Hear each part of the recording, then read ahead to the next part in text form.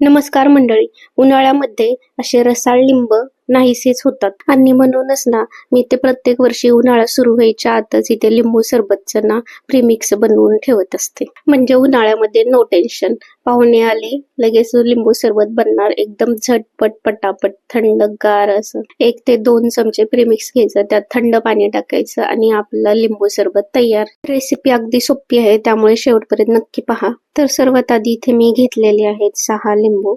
तर लिंबू आधी आपण स्वच्छ असे धुवून घेऊयात. उन्हाळ्यामध्ये असे रसाळ लिंब तर मिळतच नाहीत आणि मिळाले ना तर त्यामध्ये रसही नसतो, त्यामुळे नक्की तुम्ही हे लिंबू सरबतचं प्रीमिक्स बनवून ठेवा. लिंबू स्वच्छ धुवून झाल्यानंतर ते आपण कट करून घेणार आहोत आणि कट करून झाल्यानंतर त्यामधला आपल्याला पूर्णपणे रस हा काढून घ्यायचा आहे. पण लक्षात घ्या, रस काढत असताना तो पूर्णपणे लिंबाचा असा दाबून पूर्ण रस काढायचा नाही, कारण तुम्ही जर खूपच त्याला दाबून पूर्णपणे रस काढायचा प्रयत्न केला तर लिंबू सरबताला हलकीशी कडवट अशी टेस्ट येऊ शकते. त्यामुळे लिंबाला खूप दाबून असं रस काढू नका. तर इथे सर्व लिंबांमधला रस मी काढून घेतलेला आहे.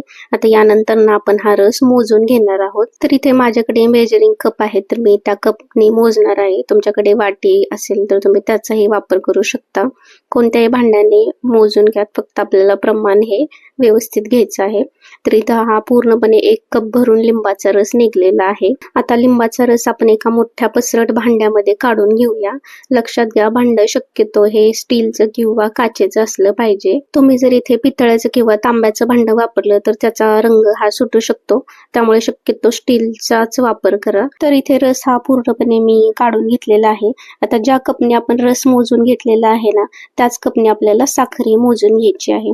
म्हणजे इथे 1 कप लिंबाचा रस झालेला आहे, तर त्याच कपने इथे आपल्याला 3 कप साखर घ्यायची आहे. म्हणजेच इथे आपण 1:3 असं हे प्रमाण घेतलेले आहे.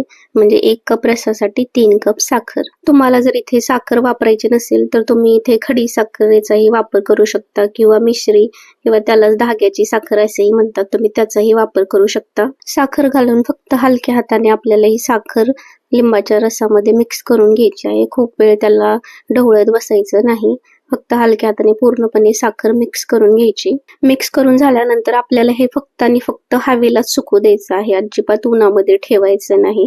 तुम्ही इथे फॅनचा वापर करू शकता, फॅन खाली मस्त ठेवून द्यायचं. उन्हामध्ये ठेवलं तर साखर ही विरघळून जाईल, त्यामुळे शक्यतो फक्त आणि फक्त फॅन खालीच ठेवा. 4 ते 5 दिवस लागतात हे पूर्णपणे सुकण्यासाठी. तर इथे ना 1 दिवस झालेले आहे आणि तुम्ही पाहू शकता इथे पूर्णपणे रस हा सुकला गेलेला आहे. मध्ये मध्ये याला ना चमच्याने असे मोकळ करत राहायचं, म्हणजे सुकण्यास मदत होते. तुम्हाला जर ही रेसिपी आवडत असेल तर व्हिडिओला लाईक करा, शेअर करा आणि चॅनलला सबस्क्राईब करायला विसरू नका.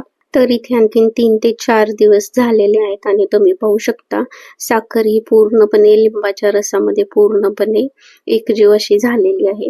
अजिबात रस राहिलेला नाही, अजिबात हाताला चिटकत वगैरे नाहीये. तुम्ही पाहू शकता अजिबात रस आणि साखर वेगळे नाहीये, अगदी एकजीव झालेला आहे. आता ना आपण हे मिक्सरच्या भांड्यामध्ये काढून घेऊया आणि याला बारीक असं वाटून घ्यायचं आहे.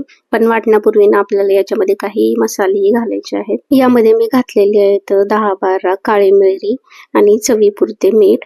तुम्ही तुमच्या आवडीनुसार यामध्ये मसाले घालू शकता, म्हणजे याच्यामध्ये तुम्ही जिरं घालू शकता, थोडासा चाट मसालाही घालू शकता, पण मी ते घालत नाहीये. आता हे आपण मिक्सरला बारीक वाटून घेऊया. मिक्सरला वाटत असताना हे शक्यतो बंद चालू असं करूनच वाटून घ्या, कारण तुम्ही एकसारखंच जर मिक्सर चालू ठेवून हे वाटलं तर मिक्सरचं भांड हे गरम होऊ शकतं आणि साखरेला पाणी सुटेल.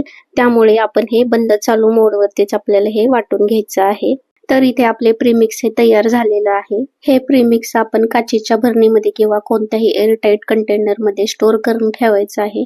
आरामात 1 ते 2 महिने हे टिकतं. हे प्रीमिक्स वापरताना फक्त एकच काळजी घ्यायची, तुम्ही जेव्हाही लिंबू सरबत बनवायला घ्याल त्यावेळेस फक्त आणि फक्त कोरडा चमचाच असला पाहिजे. ओला चमचा जर तुम्ही प्रीमिक्स मध्ये घातला तर ते प्रीमिक्स खराब होईल, त्यामुळे शक्यतो कोरडा चमचाचा वापर करा. तुम्हाला आजची रेसिपी आवडली असेल तर व्हिडिओला लाईक करा, शेअर करा आणि चॅनलला सबस्क्राईब फॉलो करायला विसरू नका. पुन्हा भेटूया एका नवीन रेसिपी बरोबर.